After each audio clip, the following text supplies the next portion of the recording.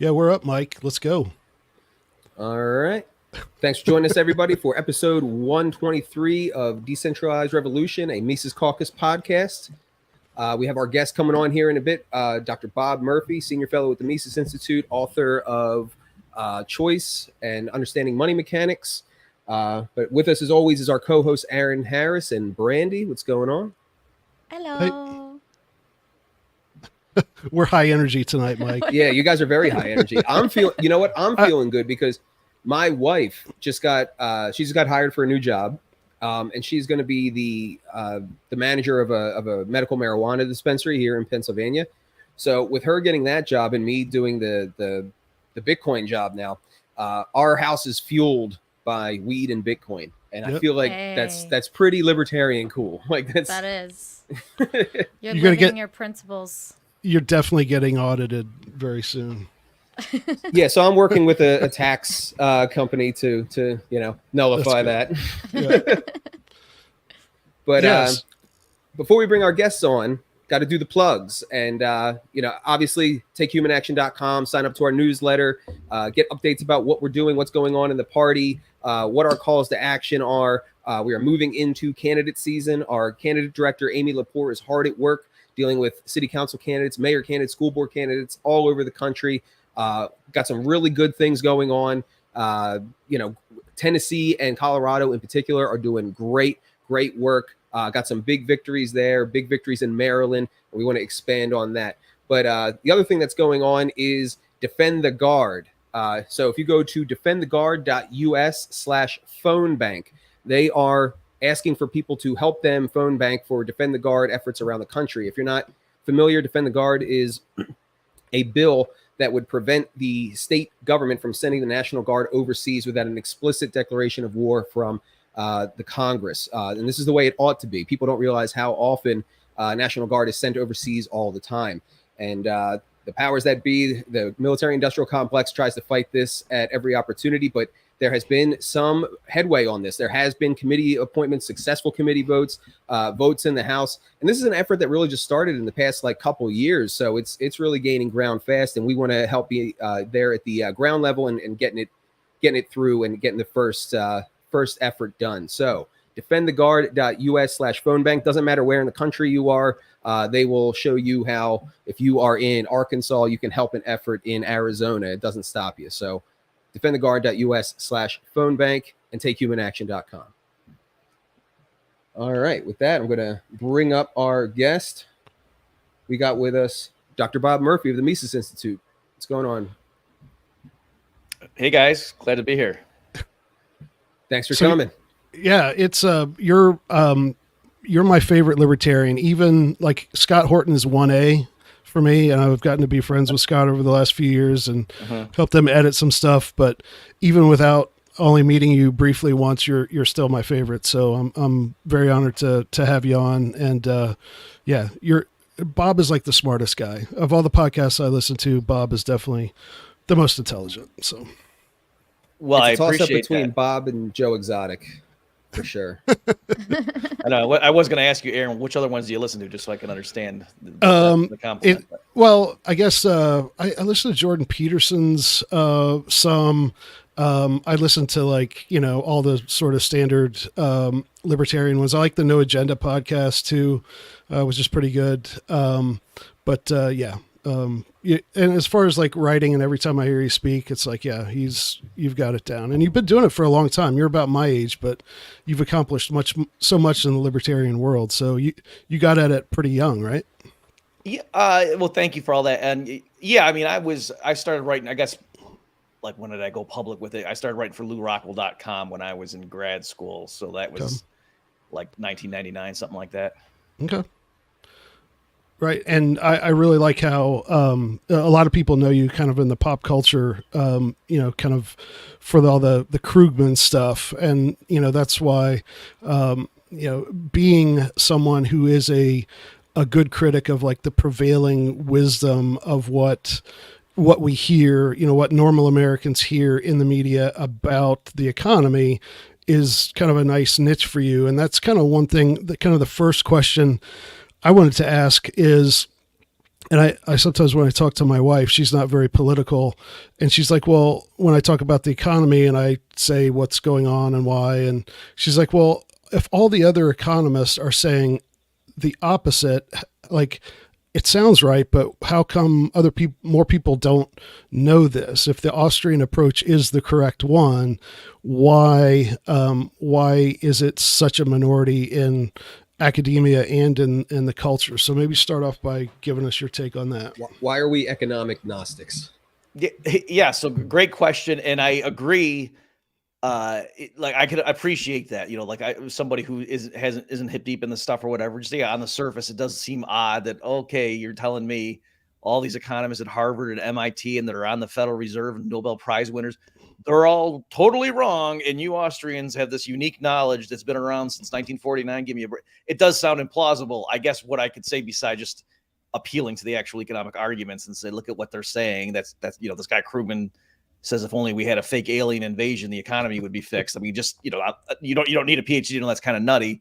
But beyond that, I would just say in the past few years, we've seen, like, look at what happened with like epidemiology and the things like, everyone has seen just how crazy that, follow the science was when it came to the COVID stuff, where it was clear, there were a group that were saying certain things and people trying to be reasonable. And just the voices that dovetailed with more government power seem to be the ones that were elevated.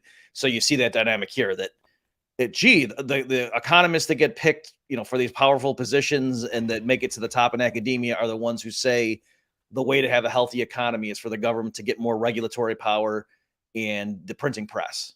Wow, what are the chances? Yeah.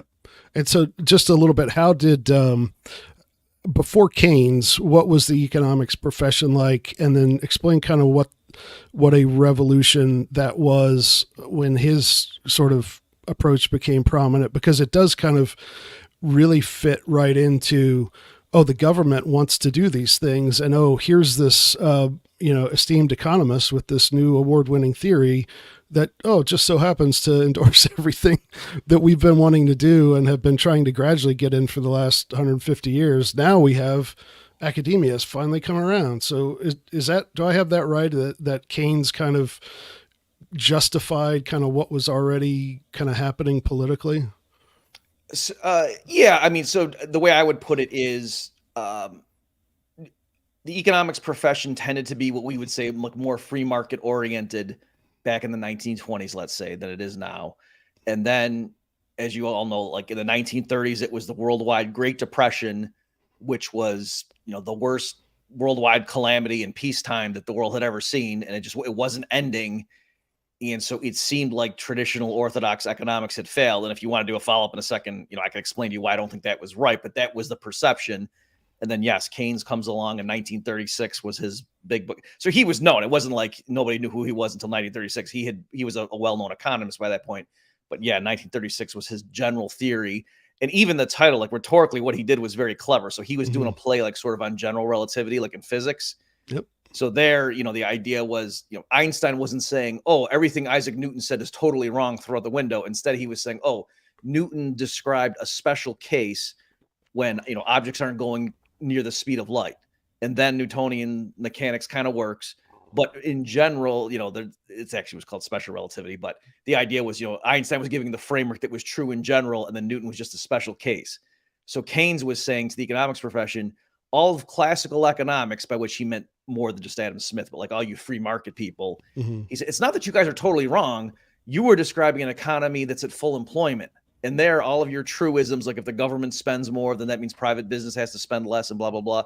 That's all true in your world. That special case of full employment. But I'm giving you a general theory that can handle everything. And that's what the world's stuck in right now. And the only way to get out of this right now is if all the governments have massive deficit spending. And so that was very appealing. And Keynes is I don't mind calling him a genius. I'm not saying he was a good economist in terms of his analysis and stuff, but he was a very intelligent guy. Like, even Hayek would say, like, just in terms of being a well-rounded guy who could have a conversation at any dinner party and impress people. Keynes was that guy. He could put on a good show. And so, yes, that he almost wrote too, like it was very mysterious. Like you'd read this and say, what does he mean by that? It's that kind of a book. And so that, did lend itself to a mystique. And then, the rest is history. In general, and I'll let someone else talk after this in a second, but in general, that that rhetorical trick he did of like saying, hey, well, in this special case, without full employment, then all these then things work differently is presumably what he was saying. Like, is that even like a good, it seems to me from being a Misesian that doesn't, something is true and it works in all cases, like if you raise the minimum wage, all other things being equal, employment's going to go down among those people. Like, is there any merit at all to the argument of, oh, in some special cases, we should take an entirely different approach?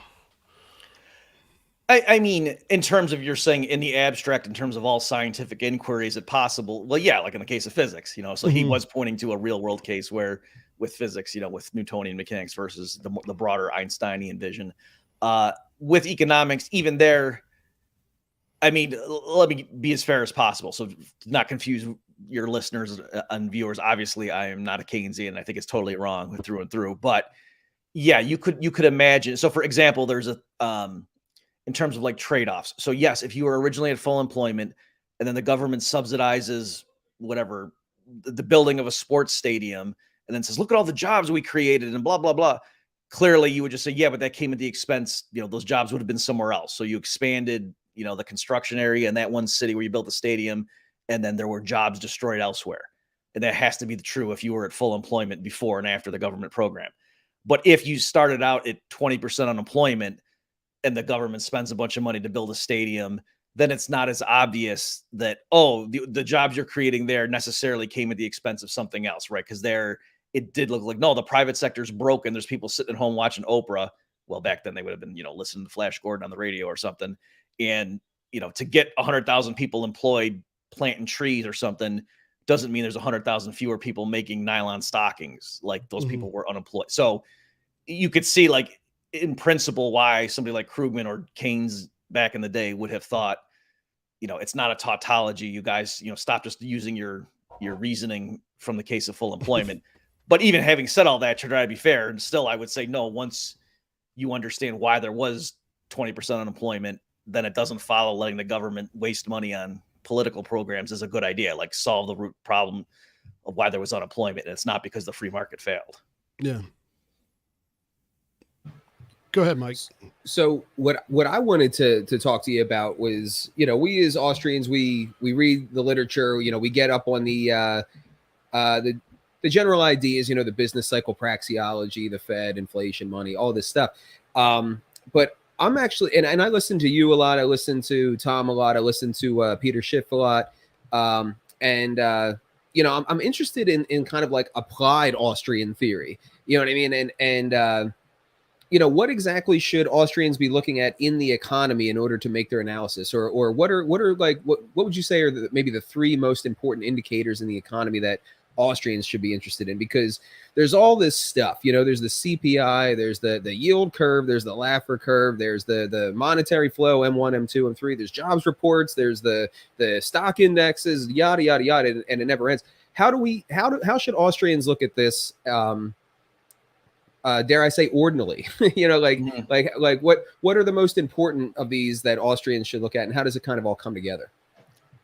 Okay, so let me explain. I don't know that I could give you three things that, like, in all circumstances, are the top three things to look at, because maybe, down the road something else would come up. But for sure, right now, the way I'm looking at it is the Fed clearly had a very easy monetary policy after the 2008 crisis, and then it started to tighten a little bit, and then COVID came and it, dropped interest rates down to zero again, and massive expansion of the balance sheet that made the rounds of QE look like nothing. And now and they started tightening again. And so, and I was guilty of this too during like the Obama years, when the stock market's getting blown up, or we would say it was getting blown up in a bubble. And, we're sort of like, hey, everyone, this is unsustainable. Get ready, get ready, get ready. And that was unwise for two reasons. Because one, if it, since the crash didn't happen right away, then it looks like we're just, crying wolf all the time. But beyond that that wasn't even consistent with the Austrian story. The normal Austrian theory is, there's loose money that keeps interest rates artificially low. Then when the banks and or central bank tighten, that's when the bust happens. And so there's no problem that Austrian economics had to explain in terms of how come a crash didn't happen, a bad crash, in 2011, 2012, 2013, because interest rates were staying at zero and the Fed's balance sheet was either expanding or treading water, right? And so now, though, under any metric, they're clearly tightening. They brought interest rates from 0 to 5.25% in a pretty rapid amount of time, or, short period of time. M2 is way down. I think the most in history, at least going back to World War II. We don't have relatively available data back, earlier, but clearly, charts of M2 are coming way down. The Fed shrinking its balance sheet. So the Fed's definitely tightening. And then the big thing that I've been looking at, one of the ones you mentioned, is the yield curve. And so the reason I like that one is that's not just something that's in the Austrian toolkit. This is a well-known phenomenon. So just real fast, in case some of your listeners don't know what I'm talking about. The yield curve is normally it's called upward sloping. So it's like saying, if you're looking at a graph that along the x-axis is the maturities, like, so 1 month, 2 month, 3 month treasuries all the way up to 30 years, and then the y-axis is the yield. So normally it's an upward sloping line, meaning if you lend your money to the government for longer, they give you a higher annual interest rate. But when the yield curve inverts, meaning when the short end is higher, so like the yield on 3 month T-bills is higher than on 20-year treasuries, which is the case right now, and it has been the case for a while now, then since World War II, at least, every time that has happened for a sustained period, within 18 to 24 months, there's been a recession. And also, every time there's been a recession, there's been a preceding yield curve inversion, right? So it has no false negatives or false positives. So it's a pretty good indicator. And economists argue about why does it work, but it does seem to do that. And right now, that thing has been flashing red for a good 9 months. And like I said, so that's not an Austrian thing. That's just a separate thing. I think it fits well in the Austrian story. Like, if the Austrian story is right about what causes the business cycle, then the yield curve inverting before recessions makes total sense. But that's not something like Mises or Hayek stressed, as far as I know. So that thing has been flat. So that's to me. And then the last thing I'll say too, in terms of like why I'm pessimistic right now, is all the reasons the mainstream economists are pointing to for why we're going to have a soft landing. Those were all true back in July of 2006 when the Fed stopped tightening at that point, and they stopped at 5.25%, to try to get the housing bubble under control. Unemployment kept falling for many months after that, so everything looked fine. And then all through 2007, there's all kinds of news. We went and looked it up. Jonathan Newman did, and then now I'm stealing his idea. If you just go to Google and restrict the date search to 2007 and type in soft landing, you'll see the Dallas Fed, as of September of 2007, said soft landing ahead. Like, they were all talking about that. And if you remember, there was a little Great Recession that happened, financial crisis, shortly thereafter. So those are some of the things, in terms of standard Austrian theory, when you have really loose money and then the Fed tightens, there's going to be a big bust. And so just a matter of like parsing that out. So again, big picture, I think the problem that some like guys like Peter Schiff and I did this too, is we were warning about, oh my God, the Fed's blowing up a big bubble, we're all dead. And they hadn't tightened yet. And so, even according to the standard theory, that's not when the crash is coming. You got to wait till they tighten. So what is it about the tightening that causes it? And what is that relationship between, like, what is the catalyst of the yield curve inverting that is a bad omen, essentially? Is it essentially that the yields being higher in the short term is kind of their time preference going down? So they're like chasing money right now because, they're in a bad way? Or like, what is that relationship? Okay, sure. So let me so real quickly, the standard Austrian story, forget the yield curve stuff, but just, what did Mises say back in, Human Action, published in 1949, I'm paraphrasing, obviously, is that the banking system floods the market with cheap credit, credit that's not backed up by genuine saving, that pushes interest rates down, but those are false signals. Like, interest rates shouldn't be that low. It's an artificial signal. So that causes an unsustainable boom. Entrepreneurs with these low rates and like cheap money are investing in long-term projects because of the low interest rate. The project looks profitable, but households really aren't saving more. All right. So the boom is built on quicksand. So the businesses are expanding. They're bidding workers away from each other. Wages are rising. Everybody feels wealthy. People are, going out to eat more, buying fancy cars and stuff. So if the times are good, and so in that environment, so now I'm switching over to the yield curve thing. What would the yield curve look like in that story? Well, the banking system's pumping in money that's going to push down interest rates. But if you say, well, is it going to push down short rates or long rates? And I think all schools of thought agree, the Fed, to the extent it can control interest rates, it's more on the short end. If it pumps in money, it can push down short rates, but then that raises people's expectations about long-run price inflation. So that might make long rates go up. So if you think about it, when would you have an upward sloping yield curve? It would be during a boom period in the Mises-Hayek framework. So that's why what the press and CNBC calls a normal yield curve is actually a boom in the Misesian world. Then things start getting out of hand. The banks get nervous. The central bank starts saying, oh, we better tighten. So they stop pumping in all this money. That makes interest rates shoot up. But again, you ask, where would the whole yield curve just all shift up? No, short rates would shoot up more than long rates. Because in fact, by not pumping in money, people might forecast lower long-term inflation. So like long rates might even come down a little bit. Whereas there's a scarcity in the money market right now. So the short rates shoot up. And that's what happens too. Empirically, if you look, when the yield curve inverts, it's not that the long rate comes down. It's that the short rate shoots above the long rate. And so that's totally consistent with the Austrian story. So to answer your question, it's the Fed was pumping in money that started, entrepreneurs started a bunch of long-term projects. And then the Fed suddenly cuts them off. And then rates shoot up to reflect the new scarcity. And then a bunch of business people are like, ooh, money's tighter than we realized at this, high rate of interest now. We can't continue. We got to start laying people off. And then it's a downward spiral. So something to clarify there when we were talking about interest rates. So the only interest rate that, and this may be the dumbest statement ever, I might have it totally wrong. I've heard a lot of dumb ones. I doubt it's the dumbest. But he's on Twitter. Yeah. The only thing that the Federal Reserve controls is that Fed funds rate, right? And then all the other ones are presumably the market sets those based on everything else that's happening. Okay, yeah, good question. So, I'm not being patronizing. That is a good question. Okay, so let me answer. So, prior to 2008, the Fed did not literally set any of those rates. It did a thing at the discount. It was called the discount rate. So if you went and if you were a bank and literally borrowed money from the Fed, then the Fed could set the interest rate, just like anybody who lends money can decide, here's the rate, take it or leave it. But back before 2008, even for the rate, like what you say, the federal funds rate, which just for people who don't know that's the overnight rate that banks charge each other to lend reserves.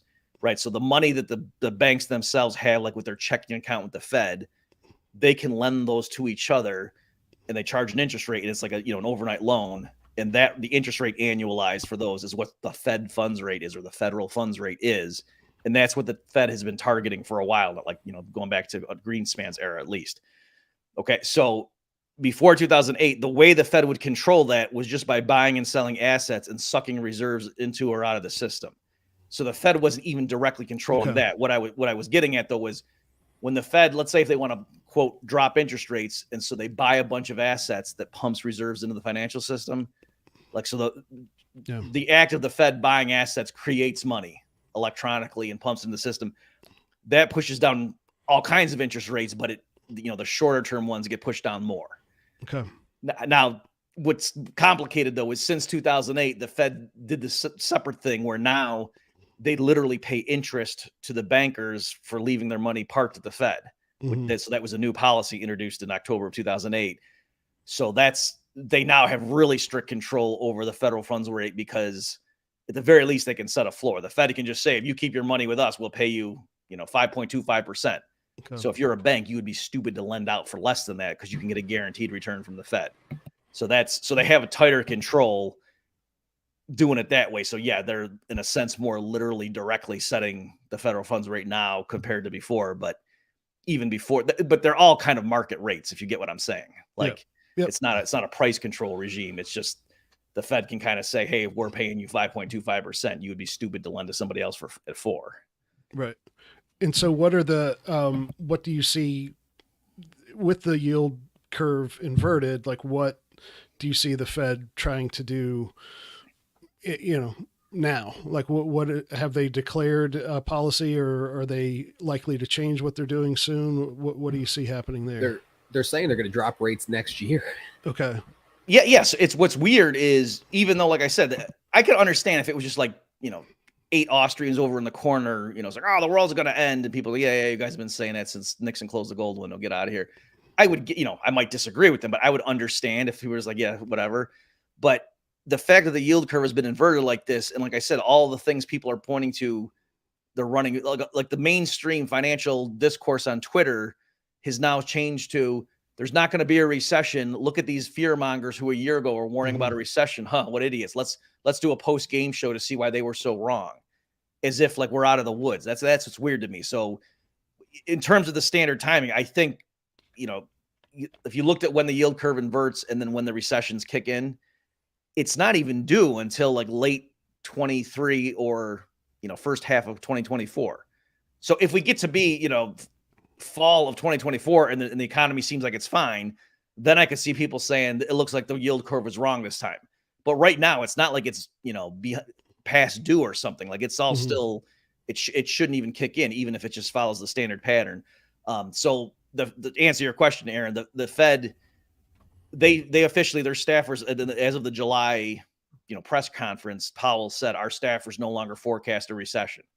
So the Fed is saying we're fine.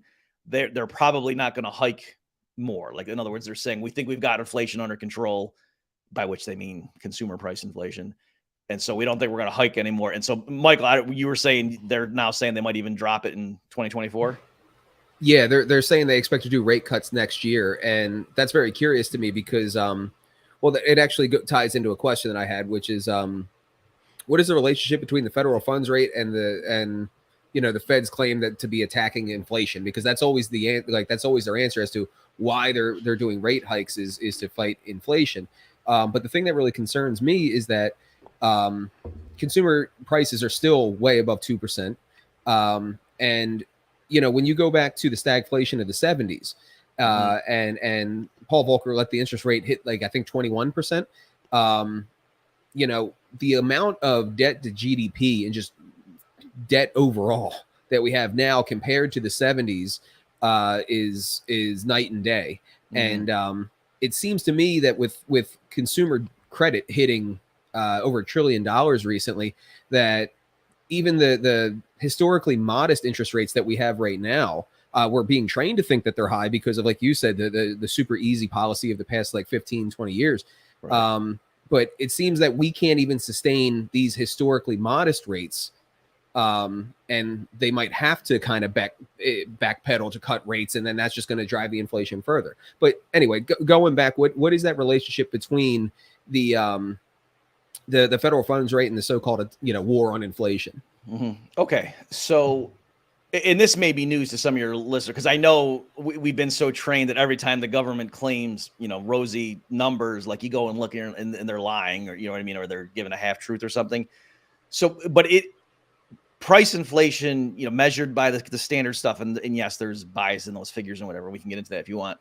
But taken at face value, the standard measures, price inflation really has come down a lot. So it's still not in the Fed's target range. Yeah. But I guess what I'm getting at is the headline numbers that the press reports are typically 12-month.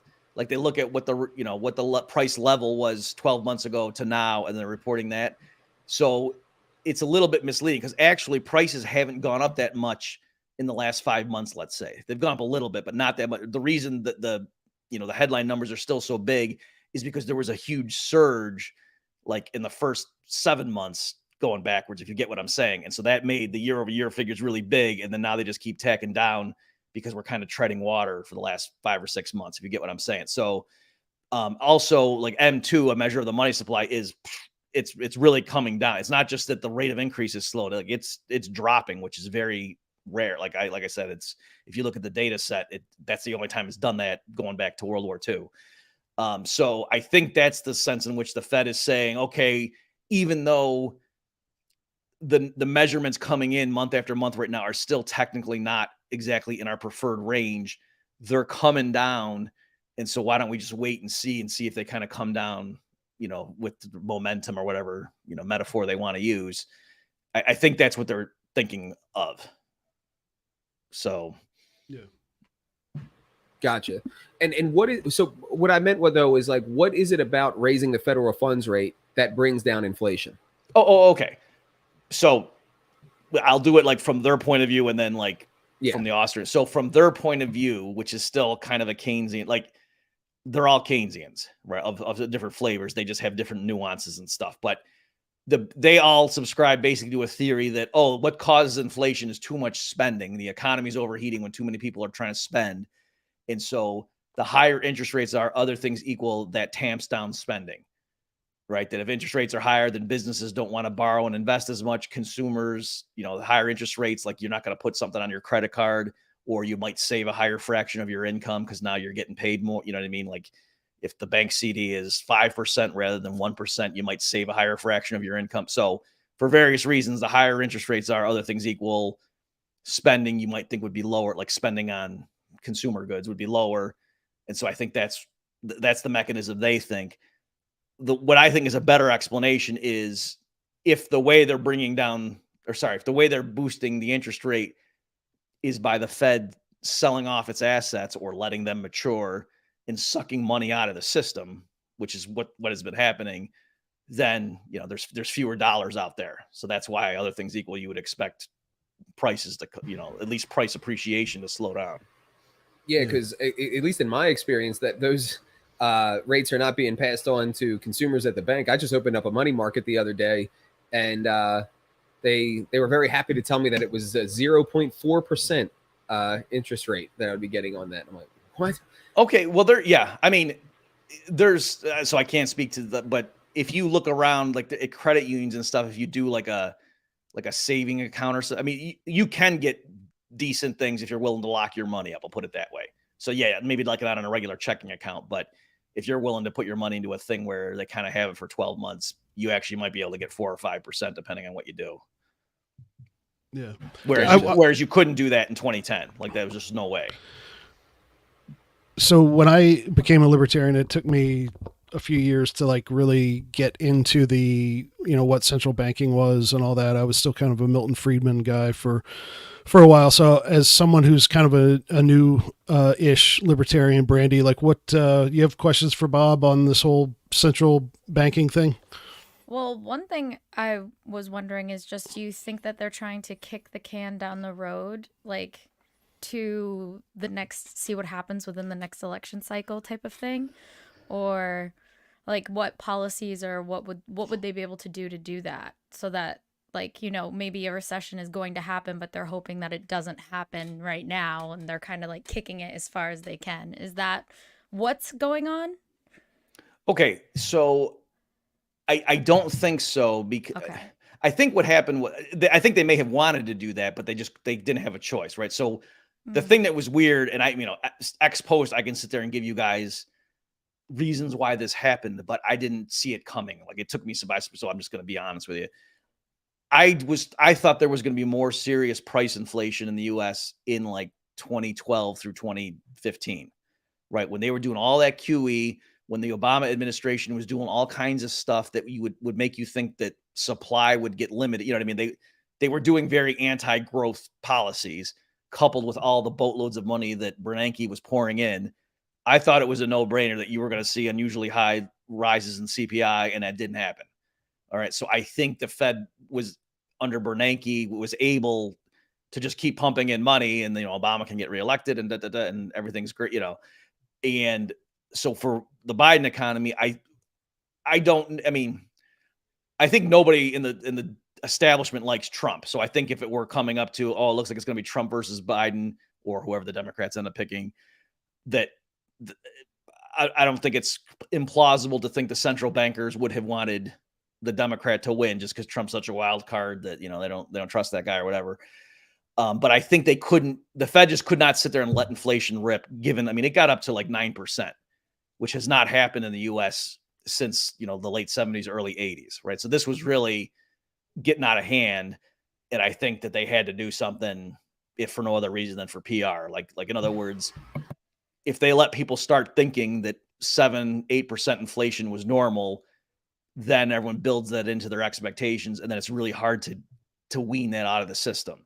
And so I think that they really didn't have a choice. So I think, Brandy, you're right. I think they probably would have liked to let the boom run a little bit longer, but I just think they couldn't. And so right now, I think that's if the crash, if I'm right, there's going to be a recession that kicks in, and it's going to start being pretty obvious and painful going into the election. So I think that is going to Oh. be, that's going to, but I don't think that's because they're out to get Biden. I think it's Yeah. because they're just, they had to do something that if they just sat back, that, price inflation would have gotten out of hand.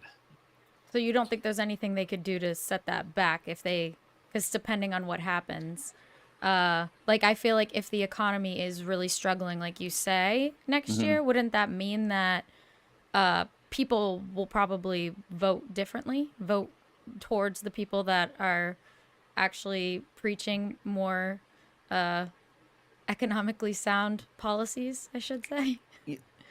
Yes. So if things play out the way I'm picturing they will, unless the Republicans, do something really dumb, I think that they're going to win the White House, or unless they declare that there's no election because of a new virus or something. Whatever, you guys get what I'm saying. But like under normal voting and stuff, that I don't see how the Republicans going to lose absent something crazy going on.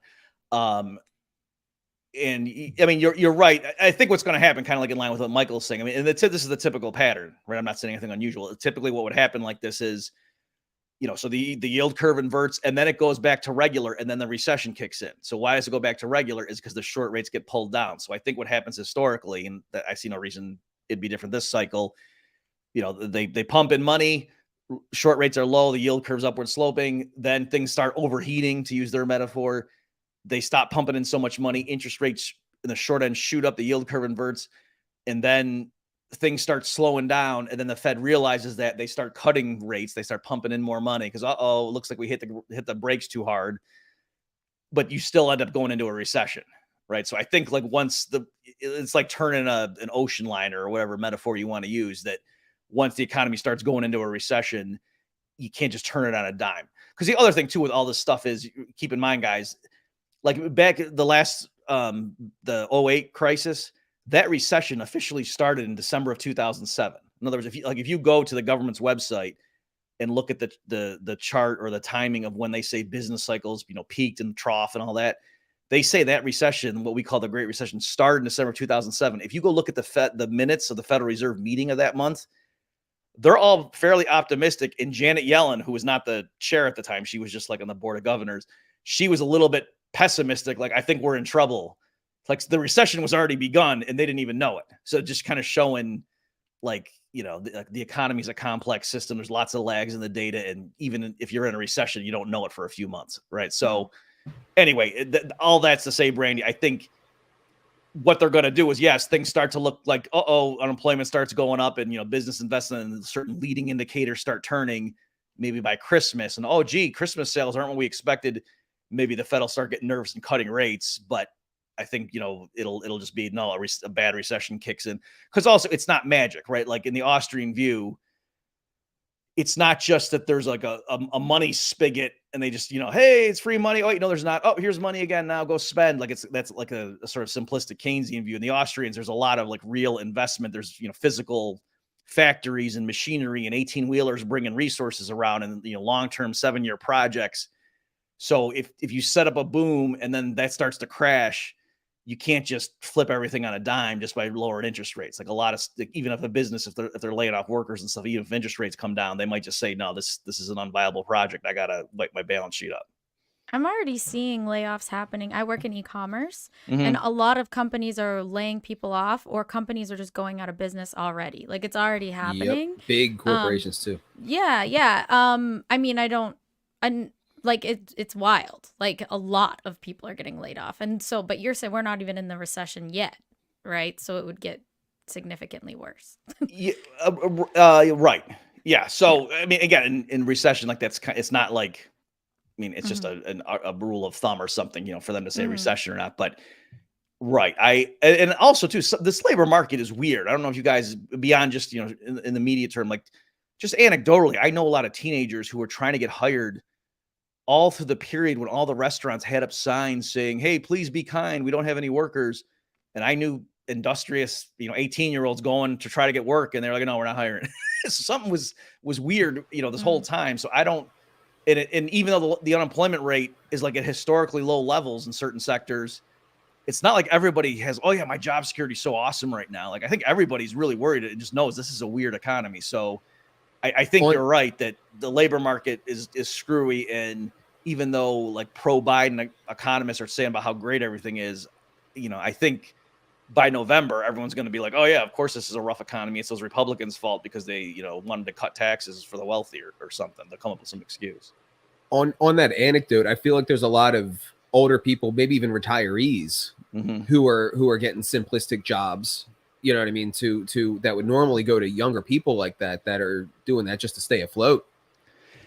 Yeah, I think there's that, and then again, I know I'm going to sound like an old man or something, but it does seem to me like I could see how if I were hiring like some of the teenagers coming at like, yeah, they can do a lot of stuff online or whatever that I don't know how to do, but in terms of like customer service and being courteous and making change and like it's just not there. So I can see why businesses, especially if they're uncertain about what's our business going to look like 6 months from now, they don't want to hire a bunch of people that aren't that great and they're kind of locked. Like, train. Yeah, like it's easier to not hire somebody and just make do with a short staff or bring in a machine. Like, let's get a kiosk in here or whatever, rather than hiring 10 teenagers and then like, oh, if they don't work out, we'll get rid of them. And well, no, that's hard to do. And I think in young, like those types of workers, because the price inflation, $15 an hour even isn't anything anymore. And I think there's a huge revolt against corporations and corporate culture in the youth to where they just don't even want these jobs. And they're looking towards the gig economy. They're looking towards trading. They're looking towards, AI and setting up YouTube channels that are automated and all this stuff. Right. I think that might be part of it too. Jumping back a little bit to, like you were saying, your expectation up to this point was more price inflation through the 2010s and all of that. There's kind of two burning questions that I see for Austrians of like, well, if you're right, why is this and this happening? Which is the dollar seems to have a hell of a chin on it, to be able to take all of this. The best theory that I've seen to explain how we're able to withstand this the way that we have is the dollar milkshake theory. Are you familiar with that? I looked into it and I thought that's plausible, but if you're going to have to remind me what it is if you want me to comment on it. But, the general idea, and I like bringing this up because I feel like I have like a hidden gem. Every time we talk about this, nobody knows exactly, but it makes sense to me. By the way, I realize what I said is like non-falsifiable, like to say, oh yes, I'm vaguely familiar, but remind me, but I really did look into it at one point, but this is like 2 years ago. So there was a finance guy named Brent Johnson who came up with it. And I remember he did a debate with Peter Schiff about it. And the general idea is that, yes, we inflate. Yes, we abuse the hell out of the dollar. And yes, we have domestic price inflation, but that when you talk about global trade and global currency trade, that the fact that the dollar is the reserve currency will always buoy it relative to all of the other currencies, so that and all these other banks are abusing their currencies too and printing their currencies, so that as the value of their dollars goes down, the relative safe haven is still dollars and treasuries, so that artificially inflates the velocity in which those tools are bought, and therefore, at least on the global scene, propping up the value of the dollar. So it's almost like a Highlander effect where the dollar is the last fiat standing, as everything else goes down around it. Yeah. So again, I did look, at the YouTubes and whatever of that explanation 2 years ago. And it's not like I was like, oh yes, that's totally right. But I didn't see anything that was obviously wrong with it. It's a plausible theory. I guess the thing that I'm comfortable in saying, for example, like, you go to YouTube and Peter Schiff was right. And you saw like in 06 and 07, he was crushing it. People were literally laughing in his face, and he was explaining, no, this is what's going to happen with the housing market, blah, blah, blah. And he was totally right. And yet, his fund didn't do that. He didn't hit it out of the park, which you would have thought. Like, he just forecast everything. And a lot of people thought he was nuts, right? Which is what you need. Like, if you just say, hey, fireworks sales are going to go up in July, like, yeah, no kidding. Like, you're not going to make money from that. But if you say something that ends up being true that other people thought was ludicrous, you should make a boatload of money. And I think partly why he did is he bet against the dollar, given his views. He thought, oh no, they printed money, whatever. That's not good. The U.S. is built on quicksand. But like you say, because it wasn't just, oh, there's a recession, housing goes down, and then the Fed printed all this extra money. It was that there was a financial crisis. And what do people do when there's a crisis? They run to safe assets. Right now, what do investors the world over think is the safest asset to have? U.S. Treasuries. So it was this weird thing where even though, yeah, like you say, U.S. policy had been bad, ironically, even though it maybe triggered a crisis in the financial sector, people ran to U.S. treasuries, and that boosted the strength of the dollar. Right. So it's a kind of thing where, unfortunately, or fortunately, depending on your perspective, but it's like, yeah, given that how people have that, it's sort of thing where there's a lot of room for error. But if the Fed just keeps relying on, oh yeah, everyone's always going to accept U.S. dollars, end of story, until the day they don't. And then it's going to be a massive rush for the exits and a big crash. And everyone's going to be like, oh yeah, that was obvious. They were, running $1.5 trillion deficits like that. What would you think was going to happen? But right now that just seems, I even go to conferences where it's packed with, like out of the box thinkers, people who are real heterodox. They, they're fans of the Austrian school, or at least they're sympathetic. And when I say stuff like, yeah, I don't think the U.S. is going to be the world reserve currency in 20 years, they think I'm crazy. And it's, it's not that I think it's going to be the Chinese currency. It's just I'm saying it's going to be more like if the U.S. is only 20%, is no longer the superpower. It doesn't mean that there's somebody else that's bigger. It's just more like a multipolar world. And this is where I think BRICS comes in, because essentially the question that I was getting at is what is animating this corpse? You know what I mean? If like we're right about the nature of the dollar and inflation and all that, like how are we still standing? I think that milkshake theory gives us something to perhaps answer that. So then I think, because BRICS is basically saying they want to do a gold-backed currency, right? So that to me signals that the rest of the world isn't going to go over the cliff with us. If there is something and gold is considered, safer, then those treasuries are going to start to come back. And when that meets with our printing presses, that's your flashpoint, I think. Yeah. So, guys, I don't know if you're familiar with Jeff Snyder, the Eurodollar University. There's a couple guys like that are very, friendly to our way of thinking, that just think that's nuts. They say, no, the U.S. dollar is the world reserve currency. These other places, they don't have the prerequisites, and like Mish as well. He also, even though again he's very anti-Keynesian, he's on our side on a lot of stuff. He also, I've seen him when I was floating the idea that the U.S. dollar wouldn't be the reserve currency. He came in and was like, no, what are you talking? In fairness, they thought I was saying the Chinese currency was going to replace it. That wasn't what I was saying, but that's anyway.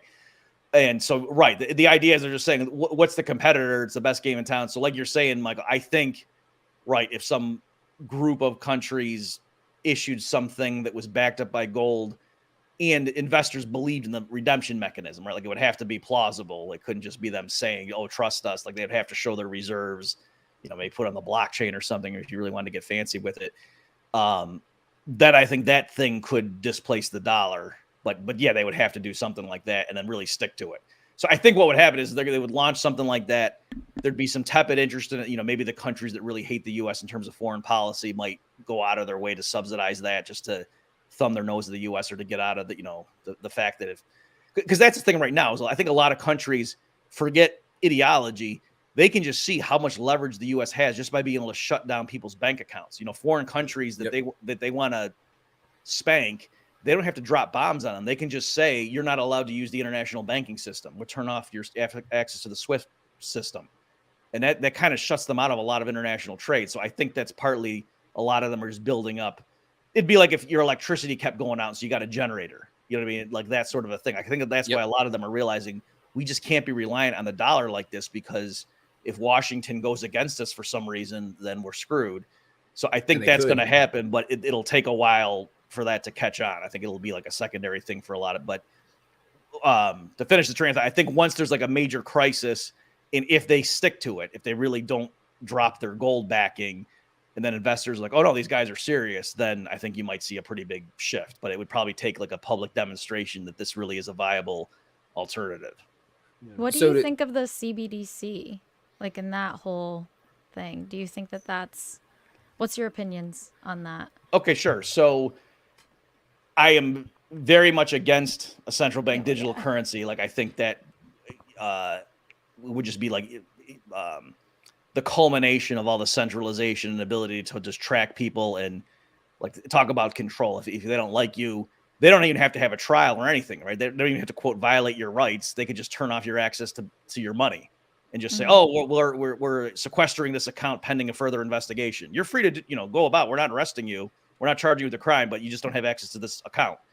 And then it's like, oh, great, I can't now buy anything, right? So I think, that's like Orwellian system where they can kind of control people. So that's why I don't like that. What's interesting to me is like, why are they doing it? I think they partly realize the future of finance is digital.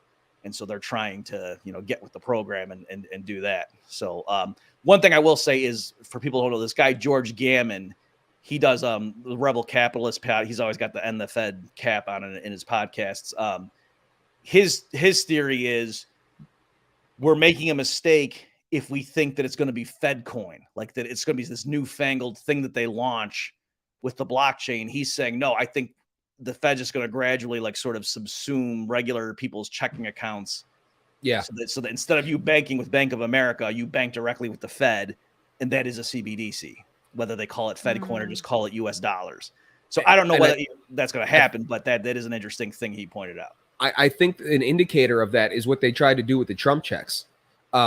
If you remember, there was a proposal with the Trump checks to have bank accounts directly connected to the Fed so that they could just give you the Trump checks through that and spare all the trouble of giving you a check and you cash it. I vaguely remember that, but yeah, I would have to go. And you're saying it wasn't really like getting direct, like the way you can get direct deposit with your employer. You're saying it was something even. It was, if my memory serves me right, because I remember AOC, I think, was backing it. This would have been bank accounts directly with the Fed, like a Fed wallet. And I get what you're saying. So like you keep your own Bank of America or Wells Fargo, but this is a separate thing to make sure we can get you your money fast instead of going and that sounds like a pilot to me. Yeah. Okay. So that actually was not on my radar. I'll go look that up to see what happened with that. But yeah, you're right. If that's what they were trying to do, totally, I would agree. That would be like a pilot program just for them to figure out, is the public going to do this? How, is it a pain to manage? Because it'd be tough to have 200 million accounts. That's a logistical issue. Yeah.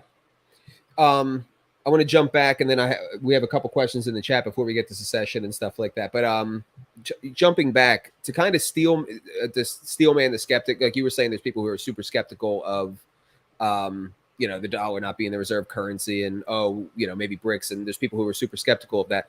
To kind of steelman them, this kind of brings me to my other burning question for us as Austrians, because we're kind of the perma bears with the inflation, and then we're also perma bulls on gold. And even Bitcoin at this point a little bit. Bitcoin has been pretty, dare I say, stable at around 30 grand for a while. And but we haven't seen the kind of breakout in gold to correspond with the kind of pain that we're seeing. You know what I mean? And I mean, it did go over 2,000 and has been kind of hovering around there. We haven't seen the breakout. You haven't seen the breakout in gold stocks. And all of that kind of thing. What do you think it is that's keeping that from taking off? Okay, so I'm glad you brought this up. So to be clear about my stance is, even though I am very pessimistic about like the real economy, I think a bad recession's coming. I think unemployment's going to go up, that sort of thing. I don't think you're going to see massive consumer price inflation in 6 months, right? In other words, the Fed really has been tightening. The quantity of money is measured by like M2 really has come down. Not just the rate of growth has slowed, but like the stock has gone down. The Fed's balance sheet is shrinking. Okay, so they're going to reverse, like Brandy was saying. I think once the economy gets bad, they're going to reverse course and start pumping in money again. But I'm just saying, like, it's not like as of 2012 when I was looking around being like, where's all the crazy inflation? It's going to hit any minute now. Right now, I'm not thinking that, right? That it did hit already, and then the Fed really did tighten, and now the measurements of price inflation are coming down. So to me, that all fits. That they pumped in a bunch of money after COVID, things started going back to normal. People started spending the money, and then you saw prices start to go up, and the Fed slammed on the brakes, and the prices, they're still going up, but the rate that they're increasing slowed. Yeah. Okay, so having said all that, to me, that's why I think gold. I wouldn't expect gold right now to be going to the moon, right? Like I think it would have gone up before, and then when it looked like the Fed was really tightening, I could see everyone saying, "Okay, let's not assume huge future increases, and let's wait and see what the Fed does." So when the Fed reverses course, then I could see gold going back up if they, get a sense of what's the Fed going to do here, how much money they're going to pump in. So like Brandy was saying, like if they realize, oh my God, we don't want Trump to win, we better just really pump in money way faster than we normally would just to try to make the economy stay afloat until November. of next year. And then I could see, gold prices zooming up. But absent them doing that, I don't think gold's going to take off until they launch another major round of, QE or something. Yeah. Do you guys have any questions before I go to a couple audience questions? No.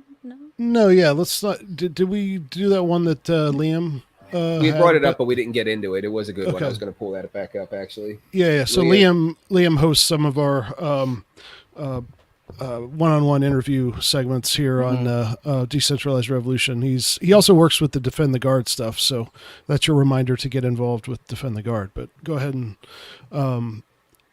so he just says, I'm curious about Bob's take on the Fed abolishing reserve requirements in 2020. What are the implications of this? Are banks conceivably holding zero reserves? And if not, what was the purpose of that?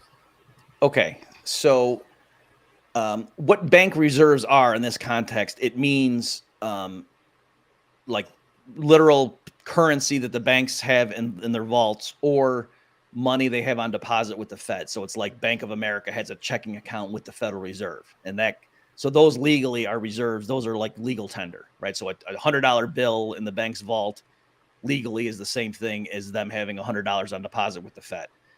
So that's what banks' reserves are. And so historically, up until 2020 in the U.S., banks had minimum reserve requirements.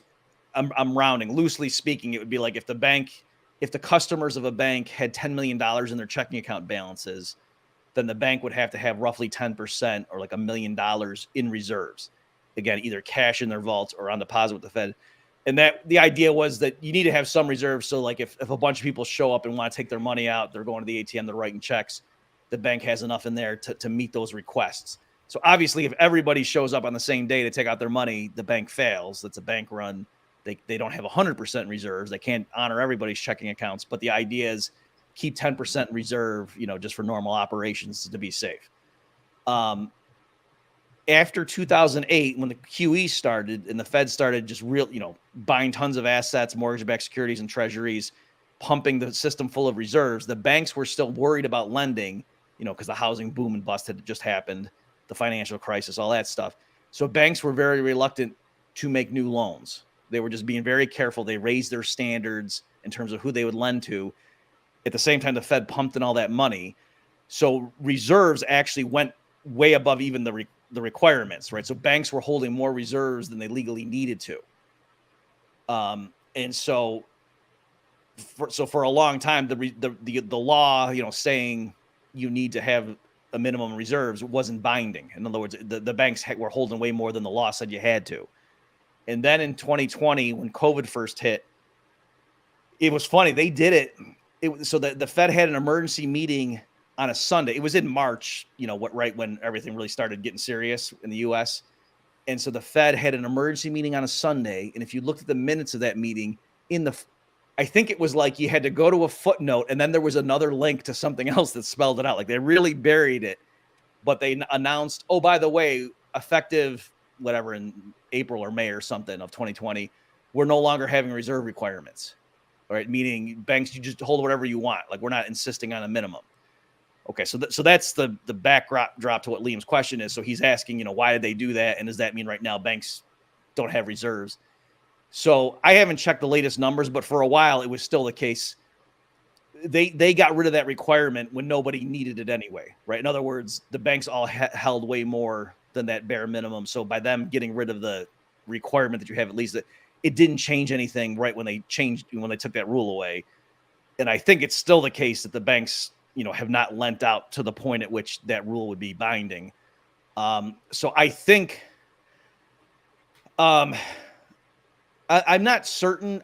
My guess is they like the banks did want to like take the shackles off and be able to have more flexibility. And so they thought, what better time to do it than right when the world is freaking out about COVID. We're getting ready to lock down and we're doing all this stuff. Let's go ahead and do this now. Like in the cacophony of things, this is not going to get noticed. And when it doesn't really affect anything anyway, right? Like let's make this change now. So then down the road, when it does make a difference, right? When banks really are having reserves lower than what used to be the minimum, like we'll say, oh, this rule has been in place for 3 years. Why are you bringing it up now? You know what I mean? Like it'd already be like a done deal in ancient history. So I think that's the timing. As far as last thing I guess I'll say on this is, it's even there are other countries with 0% reserves. Okay, so this isn't like the U.S. is an outlier, and it's not like other countries. Like I mean, like major economies and stuff, right? So it's not that only Zimbabwe has done this, and so banks, even if the government's not forcing them to, are going to keep some reserve just because if a customer shows up and says, I want to close up my account, give me my $800, they have to have $800 in the vault or they look stupid, right? So banks do keep reserves, even if not forced to at gunpoint. But yes, it is disturbing that the Fed did decide to get rid of this rule in the middle of the COVID crisis. And I don't think that that's good for anybody except the bankers. All right. So, excuse me. Kind of jumping a little bit because you said we wanted to talk about secession and whatnot and white pills and whatnot. Close to the Heart asks, and I just started looking into this myself, so don't feel bad if you don't know. But what are your thoughts on Javier Milei? I might not be pronouncing that correctly, but isn't he the second baseman for the Mets? I mean, I was gonna bluff and be like, well, I don't want to hog the spotlight. Why don't you guys go first, and then I'll chime in. I don't know who that is. Isn't that the Argentina? Yes. So apparently, I just started looking into this before the show, but apparently there is a self-described ANCAP who just won a primary for president and is now, according to the New York Times, the front runner to be the president of Argentina. And he wants to end their central bank. I would have to pull up I hope he's got a lot of life insurance. I said that earlier, Bob. His premiums just went up. Here's one that I thought was funny. In a YouTube campaign video, I'm sorry if I'm butchering this guy's name. Milei announced that he would disband a number of ministries that he deems unnecessary. Quote, culture ministry, out. Environment, out. Ministry of Women and Gender Diversity, out. Public Works, out. Science, out. Labor and Social Security, out. Ministry of Education and Indoctrination, out. That's the actual name? Javier Milei. No, the Ministry of whatever and indoctrination. Yeah, that's what I said too. I gotta brave search that one, but that's what he called it. And he's being supported by, I guess, the brother of Bolsonaro. It's that's kind of a white pill because I mean they have some sort of like multi-party system over there, so I don't think it's a direct 1-to-1 where like whereas here the third parties where we have extreme ballot censorship and all this crap. Right. But still, I mean that's pretty exciting. He actually describes himself as a ANCAP. He's being described as a far right, figure, but he's also a former tantric sex coach. So he's a far right tantric sex coach. Self-described ANCAP. Sounds like a really great dinner party guest. You're right. I was going to say, sounds interesting at the very least. You guys so get him on the podcast or the live stream.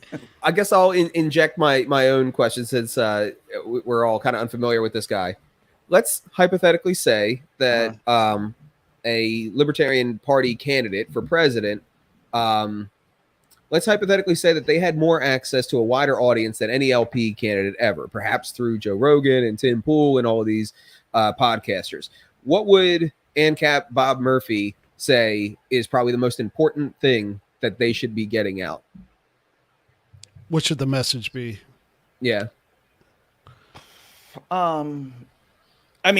This is going to sound obvious, but yeah, I think end the Fed and bring the troops home is I think what I would focus on. Before, when Ron Paul was running, I thought he should say end the drug war, like to appeal to the youth vote or whatever. But then him saying end the Fed, they got more fired up about that. So I think I was just like, I was like, whenever I teach about the Federal Reserve in my class, the students fall asleep. And so I was thinking that was too boring. But I see, Ron Paul showed, no, you can make it cool to say, get rid of the Fed. You can make it populist. Well, I think it was also due to the economic crisis at that time, right? Like, wasn't that during the recession? Yeah, around that time. Right. Yeah. So I think that really hit home for younger people because they were experiencing it. Yes, so, and also too to make it not so much about like when the Federal Reserve buys assets, but to make it like no, there's these powerful people that control the money. Like that's kind of crazy. Like you don't want them controlling the money, do you? So. Well, like if a political movement's going to succeed, long term, it has to have, the assent of a lot of the population. And I think the electorate is kind of fickle on a lot of things. But so I think Bob's right. And, of course, we're all going to agree on the Fed thing. And I think the reason why is because if you convert somebody on that, if they understand that, like, again, I was saying earlier. Oh, We're all still. Is it he's frozen? He's frozen. Okay. You're not frozen. Aaron, you're frozen. Uh-oh. See, you talk about and the Fed and they get to you. Well, I'll give him a chance to come back. I wish I knew where he was going, or else I'd try to finish for him. I'll tell you what, we'll do one more medicine. We'll do one more audience question while we see if he can come back. How about this one? What do you think about the price of oil? Bullish until the bust? Yeah. I mean, it depends obviously what happens in Ukraine. If there's some major change over there militarily, then that might have a drastic impact. But yeah, absent that, if things are the status quo over there, I think, oil is going to kind of stay where it is until the recession kicks in, then it's going to drop. When you say status quo, like you mean it's just a protracted thing? Because I think at some point Russia's going to end this thing, and it's just a matter of, in my mind anyway, it's a matter of what that means. Because it could mean theoretically he could decide that we can't do an East-West Ukraine. West Ukraine will be part of NATO. That's a big problem. I have to take all of it. So what I meant by status quo, right, was that, the fight is still there, and we keep talking about, he was justified or not, and everyone wants to yay Zelensky, but nothing like, there's no major advances in terms of the front or whatever. But yeah, I don't. I'm not saying that it will stay like that. I'm just saying I can't. My prediction would be based on that clearly, if Putin has a major breakthrough, or if the Russian troop morale collapses and they all pull back or something, that could affect the world price of oil a lot. But absent that, yeah, I think the price is going to stay kind of where it is and then collapse once the global recession kicks in. Gotcha. All right, so you had you wrote a little booklet about Texas secession, and so you think that they are most likely to kind of start this party if it's going to happen in this country. What is that case? Why Texas? Sure. So the website, just to point people, it's texascommonsense.com, and I title it "Common Sense: The Case for an Independent Texas." So it's free. I'm not trying to sell it. So go ahead and there. So just to clarify, it's not so much that I'm saying Texas will be the first to secede. I am saying I think the strongest case for why secession totally could work, and it's not a nut job idea, is let's start with the case of Texas. That's what I'm saying. Like, it could be in the Northwest, quote, anarchy breaks out up there, and there's de facto they break away or whatever. You know what I mean? So I'm not necessarily predicting Texas would be first. I'm just saying I can make a very strong case in my mind for Texas, and I can swat away arguments. Whereas to make an argument for some landlocked state in the middle of the country to secede, there it's kind of harder to think through it. Whereas Texas, being next to Mexico in two oceans and being huge, a lot of the standard objections kind of fall away. Yeah, really, really good book on the topic, and it was really digestible. Was Breaking Away that Ryan McMakin put out not too long ago. That really goes over all of the what people think are hard questions. What happens to the nukes and all of this kind of stuff. And I just wanted to throw that out there as a recommendation for anyone interested in the topic. Okay, great. Yeah, I mean, do you want me to handle some of those, the obvious ones, or? Yeah, let's do it. Yeah, so one that I think is real. At first sounds great, tough, but the more I thought about it was easy. It's stuff like, well, gee, what about Social Security and Medicare? Stuff like that. Like, Texans have been paying into that. And for that, I would just say, look, just treat it as if all of a sudden Texas becomes its own country. So if a bunch of Americans decide to move to France, to give up their U.S. citizenship and move to France, you don't lose your Social Security benefits. Like, there's procedures in place for, if I change citizenship, am I still? It's like if you move to some country that, if you move to Venezuela or North Korea, you don't get it. But that's, because they're on the list. It's not because leaving the U.S. you renounce your right to your Social Security. So Whereas Medicare, you wouldn't, because there it's got to be a U.S. facility, right? So it's not the fact that you're a foreign, it's that even a U.S. citizen who goes to France traveling can't use Medicare to pay for medical services in France, right? So Texans, if they seceded, use the same procedure that they're owed their Social Security, but yeah, Medicare wouldn't work there. So, you'd have to figure that out. As far as like military, again, I would just say it would be as if like when the Iraqi government changed and if they didn't want U.S. troops on their soil and just said to the U.S., okay, thanks. Previous governments wanted you here. We don't. Please leave. And that's how I think the U.S., you know what I mean? In other words, I don't think the Texas authorities would be wise to try to argue that, oh no, these are our air bases and whatever. I think they would just say to the U.S. government, these are U.S. government, things. Please get off of our sovereign land, and thank you very much. And that, that would be an act of war if they didn't leave. What would you say to somebody? Because this is like probably the most obvious or common retort or whatever. But what would you say to somebody who's like, well, look at the Civil War. Do you want them to invade us?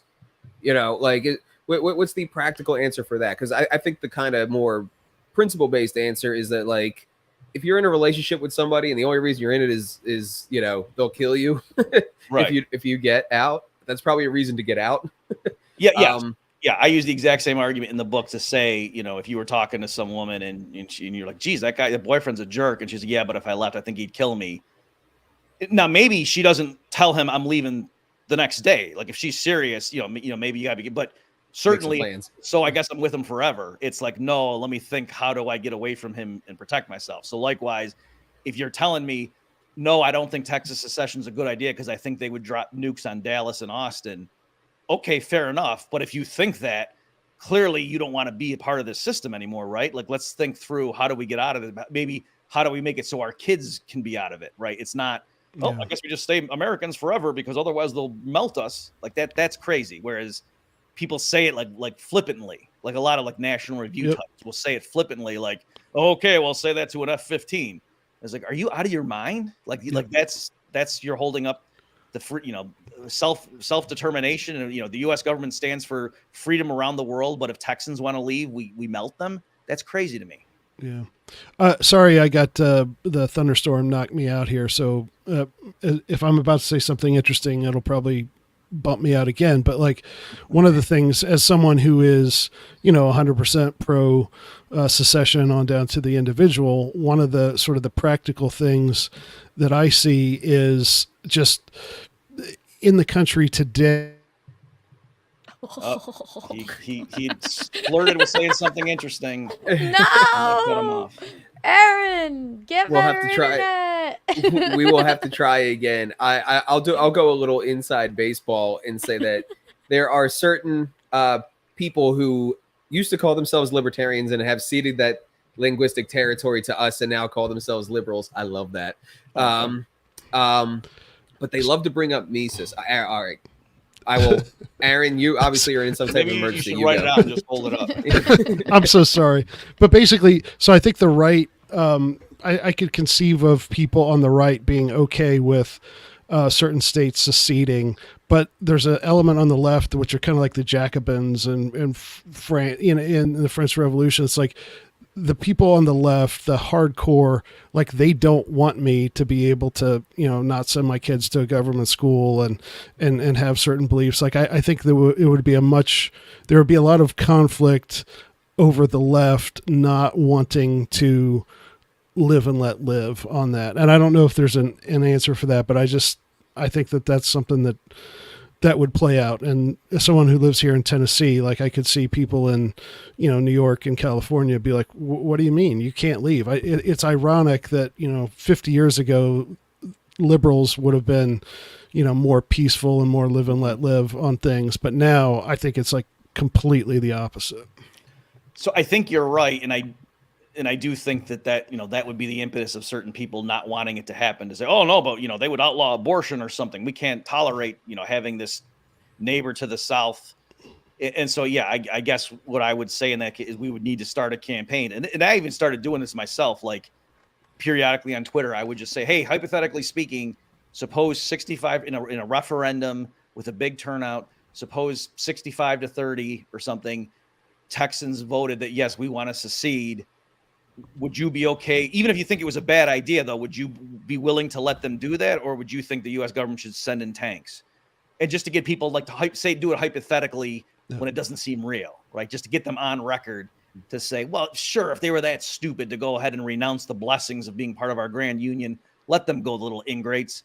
So then later, if it does happen, then we could have a bunch of people on record who had, kind of flippantly said, yeah, sure, we're not going to bomb them. Of course they can go if they want to, idiots. You know what I mean? Just to come back, so that I would, in other words, it's not going to happen next Thursday. So this would clearly be a long-term thing. Like there'd be a referendum that would fail, but, have a surprisingly high yes vote. And then they would come back in whatever, 4 years or 2 years, whatever. And so I think guys like me would be out there, really just trying to, raise the public awareness or start an interesting conversation or whatever, terms they use to just say, hey, where, if some region of France wants to break off from France, should the French government bomb them? And most people would say no. And say, okay, so what happens if it's people in Dallas? Like, we're just going to kill them. And also the other thing too, like the difference between now and the 1861 is I think it would be tricky. Like if people are posting on Instagram or wherever, like just, their cell phone and showing dead school kids in Houston, I think that a lot of Americans would say, yeah, we can't be doing it. But also that's why the Texans can't be provocative. Like they can't be shooting cruise missiles, into the other 49 states to say, stay away. Cause then that would be an act of, you know what I mean? Like then the US could plausibly say, hey, they attacked us, so we're going to bomb them. But if the Texans just said, you know what, thanks, but no thanks, we're going to leave. We don't need your subsidies anymore. You can take your tank, take your stuff out of here. Stop giving us highway funds. We get it. We're going to just be our own little country. Thanks.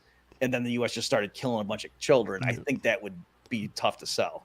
And that's what happened in the Civil War is that, Lincoln engineered the whole Fort Sumter thing so that the South Carolinians technically shot first. And so from then on, it's, and of course the South was wrong over slavery, but Lincoln was very shrewd in understanding just what Bob said. It's like, you have to, whoever goes to the violence first is going to be at a great moral disadvantage, notwithstanding the larger arguments of what's actually at play.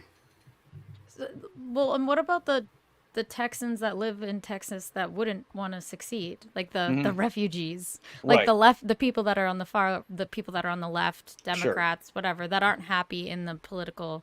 If it happened, like how would that happen though? Would people vote? Like there would be a vote to succeed, where everyone and like the majority would, if the majority said yes, we want to succeed, then they'd succeed. And then what about the people that weren't for secession?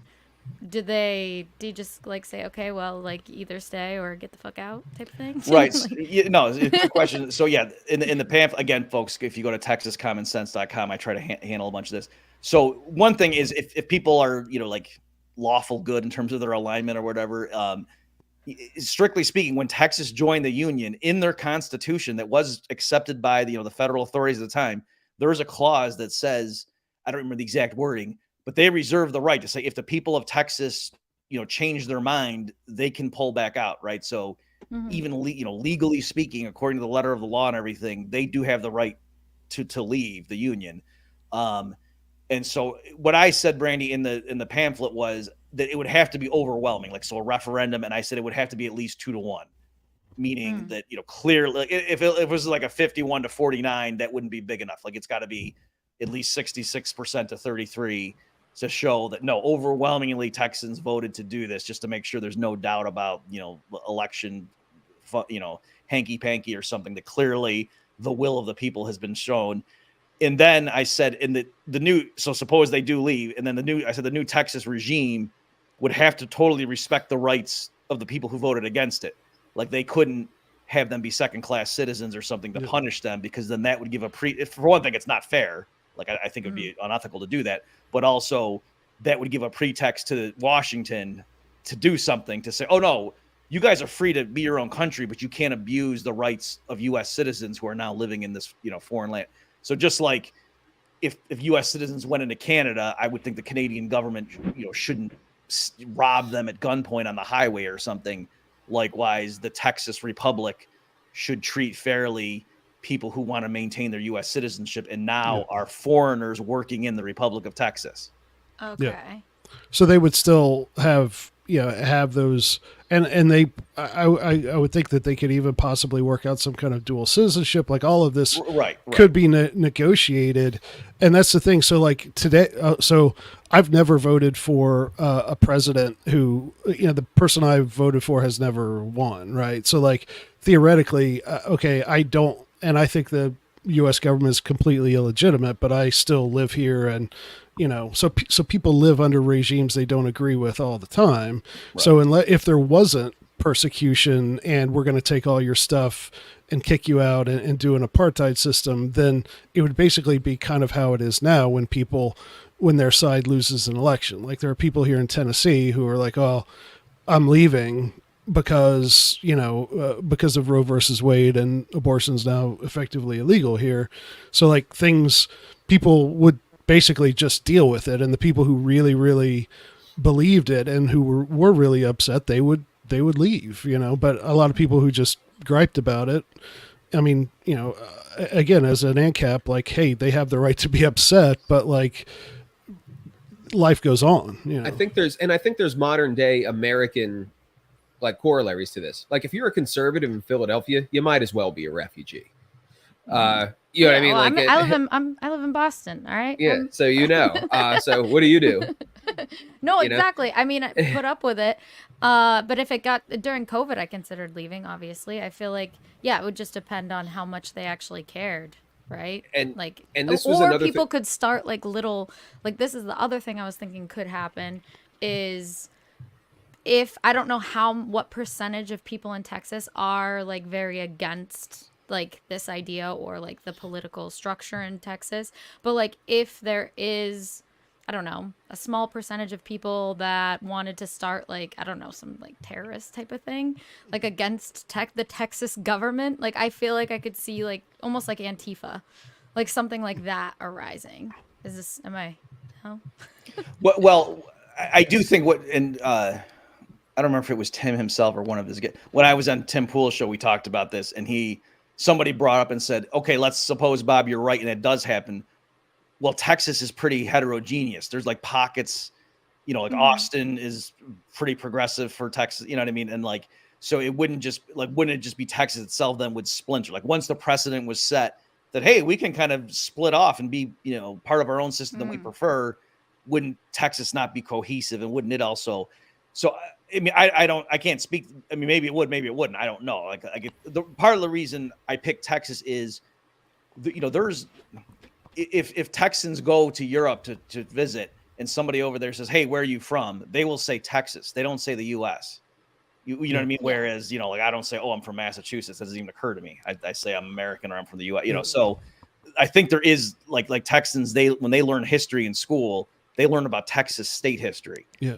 So I think there is an identity there that maybe us in other parts of the country don't fully appreciate. But yeah, and so I would say, well, okay, if it does happen, great. Like in other words, I don't think there's something magical about the shape of Texas and the landmass. Like if it splits up into 5 different areas, that's probably better from a libertarian perspective. Well, to Brandy's thing about Texas is independent now. Would there be like pro-American freedom fighters in that the U.S. government funds in the upper class suburbs of Austin or whatever? Yeah. But like those types of movements are almost everywhere throughout history, especially modern history. Those sort of like terrorist type things are a result of violent political persecution. The reason the stuff with the PLO and all that happened was because the Israeli government kicked out Palestinian citizens and killed them and murdered them and ethnically cleansed a big part of that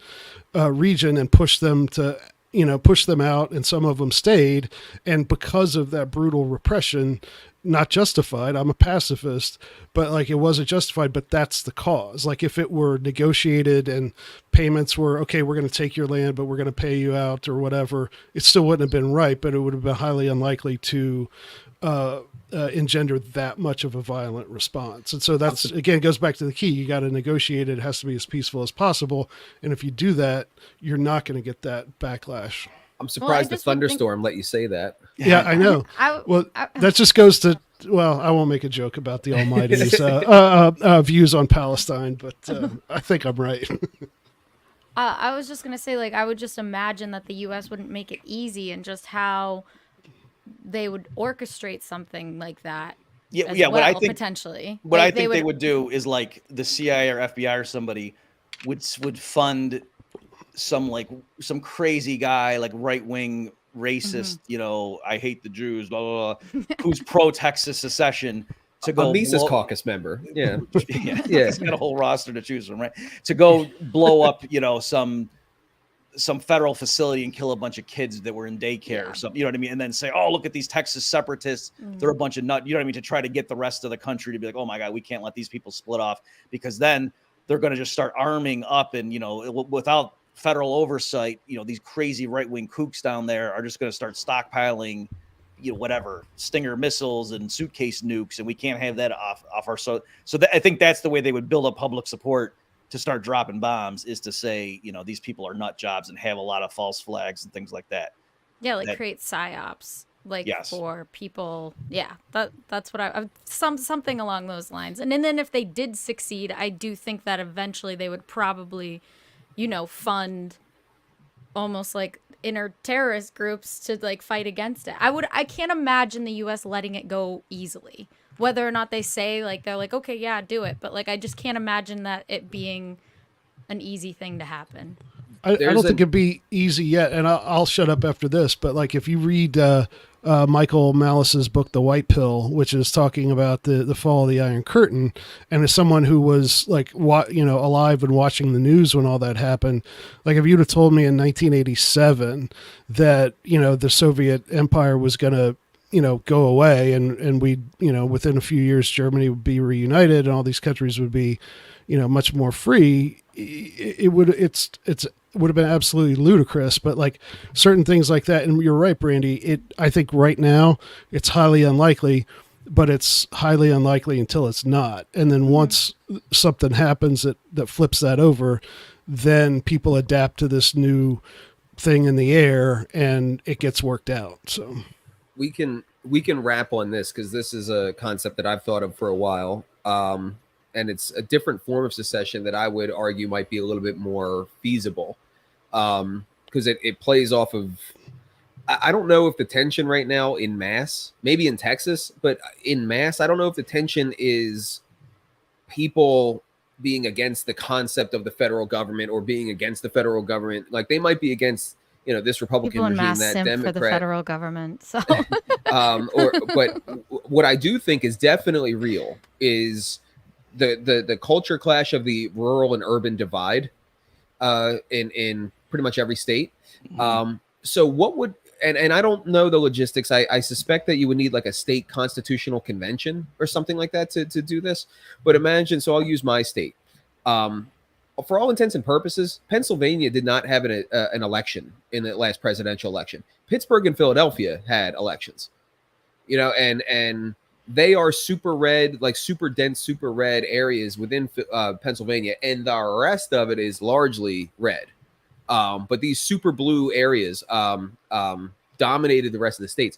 So what if you had like a constitutional convention of the state to basically come together and say, you know what, Philly, love you, don't really love sharing a government with you though. So we're going to push you out. You're going to be the Free Republic of Philadelphia. We'll have free trade and open borders with you, but we're not trying to be dominated by you anymore.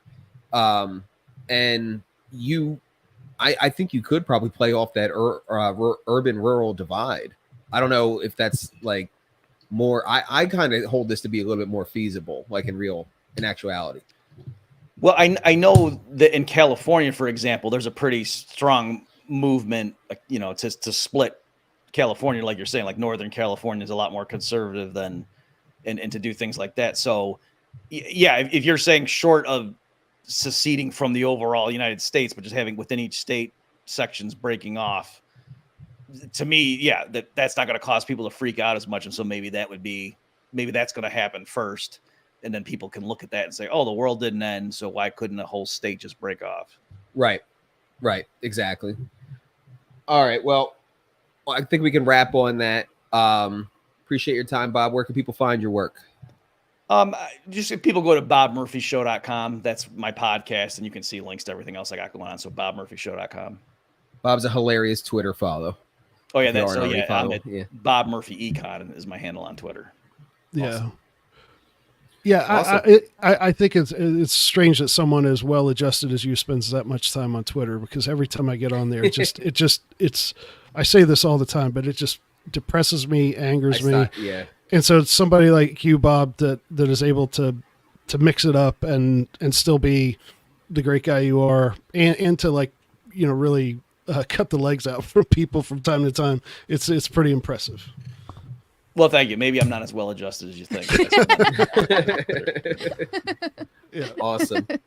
All right. Well, Thanks, everybody. That wraps. Thank you. That wraps episode 123 of the Decentralized Revolution podcast. Again, go to defendtheguard.us/phone bank and help them out. Let's get some troops home. Let's fight back against the military-industrial complex, and let's keep going with the decentralized revolution.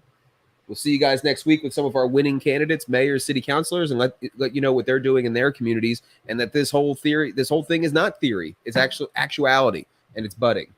See you guys next week.